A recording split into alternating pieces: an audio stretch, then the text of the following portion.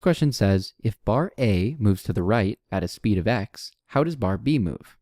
Is it A to the left and slower than x, B to the right and slower than x, or C to the right at the same speed? So again, we start with the knowledge that bar A, this top bar here, will be moving to the right at a speed of x.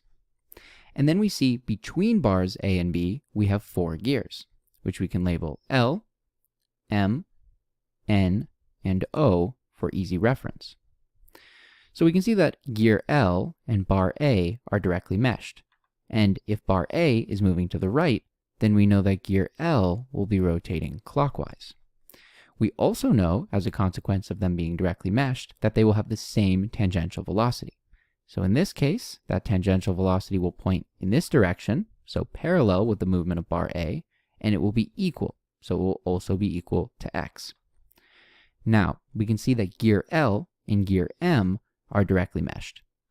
And we know that for any 2 meshed gears, their directions of rotation will be opposite, and their tangential velocities will be the same. So if L is rotating clockwise, then we know M will be rotating counterclockwise.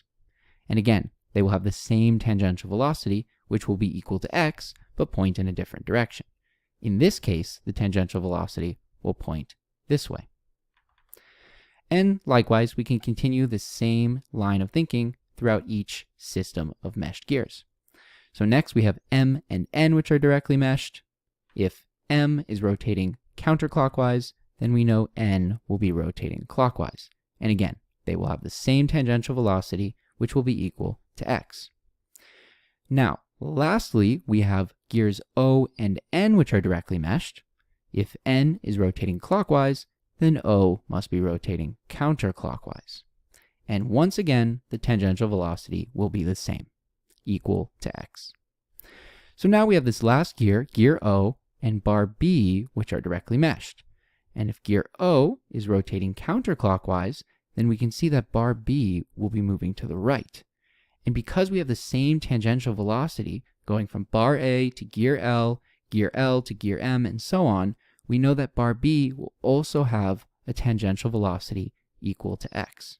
And therefore, the correct answer is C, to the right and at the same speed. Now, as a final precautionary note, consider that we've been talking about the tangential velocity, never the rotational velocity. So even though some of these gears, as a consequence of being larger or smaller with greater or fewer number of teeth, that is not relevant to the problem.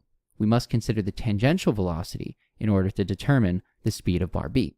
And the tangential velocity is preserved from bar A all the way to bar B. And therefore it's at the same speed, and because of the directions of rotations that propagate through the system, we know that it will be moving to the right.